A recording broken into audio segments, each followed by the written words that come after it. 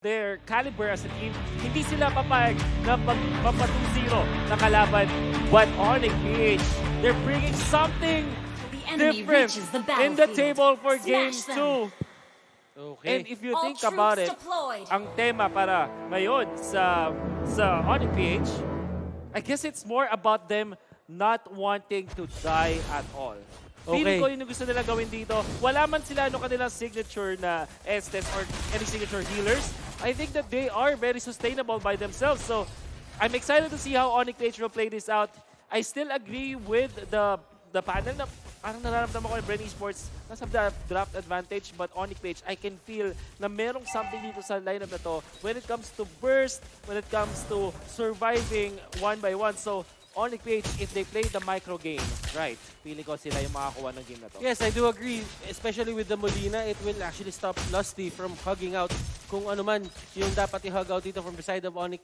Pero I do agree, mas straightforward ang Bren dito in terms of drafting. Mas marami silang dimensions in terms of, getting their strategy done. Yeah. And done well. By the way, Ling is being used by Wise, and this is support Lilia by MRVii. So nakita natin effective na before. Look at Wise. Alam niya na kaya niyang katayin. Hindi man lang umabot dun sa ultimate ni Wise already. Dilar will be able to get the kill. Ito yung nakikita natin dito, Onic PH, they're acting as if they're one unit. Bren Esports, medyo nakikita natin dito na talagang sila 5 individuals pa as of now. Yeah. Pero I feel yung Onic PH talaga dito, medyo naka-center yung practice nila in terms of getting the early rotations in. Bren Esports, they actually rely on getting yung mga late game strategies as well. But Coco right now, Vegas will be popped. Lumalaban si Coco dito. I don't think he can actually survive this. Cho will get that kill. Iyaknu, first kill of the game. Well, you can see the kind of offense na ginagawa dito ng overall ng Onic PH. They are relying on yung map movements nila. It seems like meron silang arrival pero wala naman silang arrival. Likewise, yung pag-jump niya sa walls dito, from top to bottom siya bigla. I think that's very interesting to see. Okay, so there is this thing about the top lane na talagang binabalik ng Bren Esports dito. And this is kind of their, sabihin na natin, strategy na kapag ka nakuha nila itong top lane, they will just go out to the other lanes and just secure it from there. And, okay, Onic, on the other hand, they know of this. So they will just go din sa may top lane and try to stop on thwart kung ano man yung binabalak dito ng Bren Esports. Fusakin dito, getting caught out, and Coco, mga kaibigan, using all of his skills, but he will take down Nana kasi meron pa ring burn na naiwan dun sa Nana na yun. Now Lusty is gonna take a lot of shots. Now Wise jumping in, does have the ultimate, gets the takedown. At meron pang kasama si Coco with Iyaknu. Kasama nga naman yung Way of the Dragon na papwersa ang Contract Inferno. Oh my Venus, nice dodge at pagkakita naman cheers. In comes Dilar, plus ang supplement of damage, and in comes Iyaknu pero hindi na sila mag-overdrive. Scratch that as Dilar just box out members of Bren Esports. Will this be a day of 2-0s? Yun ang tanong natin dito. Onic PH, they're looking really good.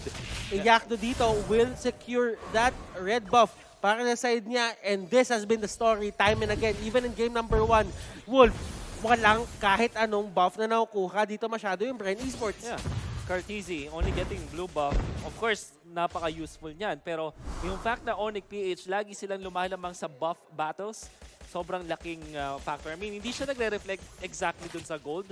Pero yung impact niya kasi, ramdam na ramdam mo. Imagine having 2 blue buffs or 2 red buffs sa team mo. Like, give one to Wise and give another to Iyaknu. Ang laking factor agad nun. Yeah, at the same time, meron din tayong pwedeng bigyan dito. Si Oh My Venus, bigyan mo ng blue. Si Fusakin, sabihin natin, pwede mo din bigyan ng Bren if you really wanted to, or si Wise. It will actually help Onic PH dito secure the early fights. Pero Onic PH dito, they don't really care about the curtain. Bren Esports, that will be their first victory in terms of objectives dito sa game na to. So yung movement na yun para sa Bren Esports is the right thing to do when you're behind. Pero tatag na si Coco, kaya mang mag-ultimate mo ang hindi na pinayagan. Coco finally will be able to pop the Contract Inferno, but I guess it should be over. Killing spree finally for Wise. It took a long time pero maganda yung pagkaagamit ng layering dito ng crowd control ng Onic PH. That was a very good move coming out from Onic PH.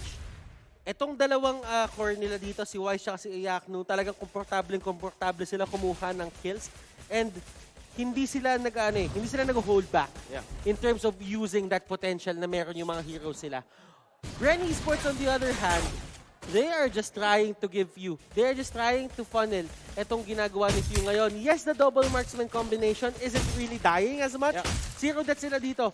But still, the fact remains na you're not doing anything proactive sa may mapa. Exactly. Tamang-tama sinabi mo nga kaya Butters.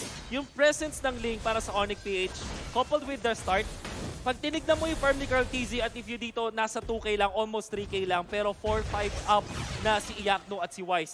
Makikita mo na dahil sa threat ng Link, yung Kimi mo na dapat paikot-ikot sa mapa kumukuha ng Torre, nasa taas lang all this time. And now Lusty gonna be caught and there's the kill. Syempre, Onic PH will secure that 6-1 once again. Parang yung game 1 lang. Onic PH, very, very consistent in their showing dito sa ating 2 games. Onic PH, can they stop this right now? Bren Esports, they're actually trying to find kung ano man yung dapat nilang masagot dito. Tignan mo yung farm. Butters, 3-5 lang yung dalawang marksmen ng Bren Esports. Samantalang Onic PH, 5K on the Ling. Show with 3-8. Iba yung epekto ng lineup dito ng Onic PH. Bren Esports cannot find the farm.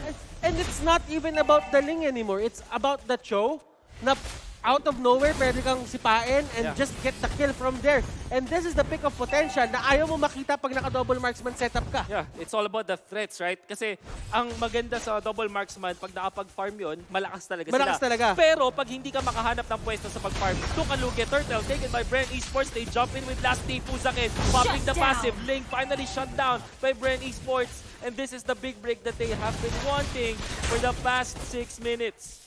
And that is going to be the first turret for the side of Bren Esports. At least, that is the second one. At least they are getting yung objectives na hinahanap nila dito and they will go straight for the second turret. This is going to be a very aggressive move. Pero nandito sa likod si Dillard. Dillard just tanking everything up. And dalawang marksman niya hawak-hawak niya and Few using that Death Sonata dashes to get away.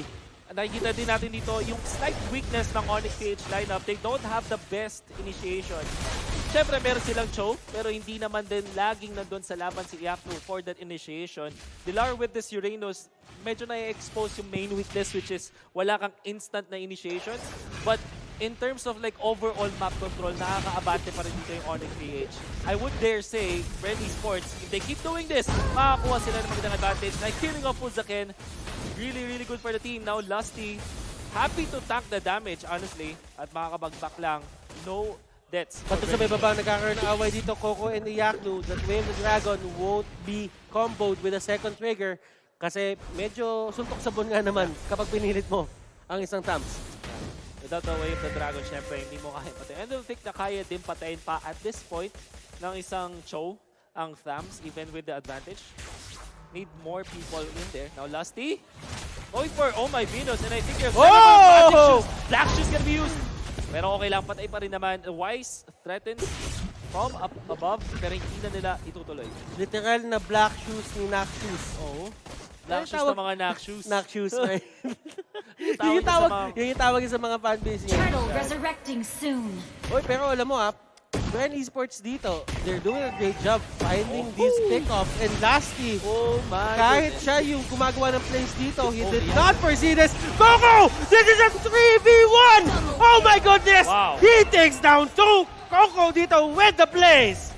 Incredibly bad decision making para sa Onic PH. Surely, meron silang control. Now, Wise gonna be trouble. Nahuli pa nga. Bren Esports punishing. At syempre, Coco Sanity na naman. Whatever lead na hawak ng Onic PH kanina, wala na ngayon. Yeah. This is the problem we are talking about. Meron tayong replay dito of what happened. And you know for sure, na once na wala na hindi nila napatay before the Cotret Inferno, for sure makapag-regen up ang isang Tams. Lalong-lalo na tatlo kasi sila doon. I mean, kung 1v1 yun, hindi makapag-regen ng ganun kabilis yung isang Tams. But you have to take note, pag tatlo kayo tinatama ng Cotret Inferno, surely doon kayo mayayari. So, bad decision making from Onic. I guess, hindi ko rin magets kung bakit ang nasa tabi si Puzakin. Should have just go diba, move away. You have the range advantage. Pero nandito, nagkakaroon ng away-wise dito with the Tempest of Blade. Nasa may pinakalikod, Dilar tries look at to the show damage. everything. Last dito, nasa may pinakaharap, Dilar, niyakap niya lahat pero hindi niya nakaya yung damage output. And look at this, Coco, ang pagbangon ng api. Okay, Coco, ayaw niya na. Ayun na. Ayaw na, Hindi ayaw na ni Coco. lalaban. No, Lusty though, catches Fuzakin. Should be a kill. Nana goes down. All of a sudden, Bren Esports now at the advantage. At makakakuha sila for sure. This might even be it. If hindi lalaban dito yung Onic Cage, naku sila yung mayari. Lusty jumps in. Wants to eliminate Oh My Venus. And konti na lang mga kompa nila. Base in trouble. Bren Esports. One fell swoop. Onic Cage goes down. The magic of Bren Esports never fails. And in terms of, you know, getting these miraculous comeback plays, medyo, sabihin na natin to, may track record talaga yung Onic PH in dropping the lead at times. So, you have to think about it like this. Ngayon, ang kailangan naman nila isipin is, huwag natin hayaan makapasok sa utak natin to and reset na lang. Kasi importante yung mga early series natin dito. Especially against Bren Esports, you're one win away para ma-secure mo yung points against Bren. And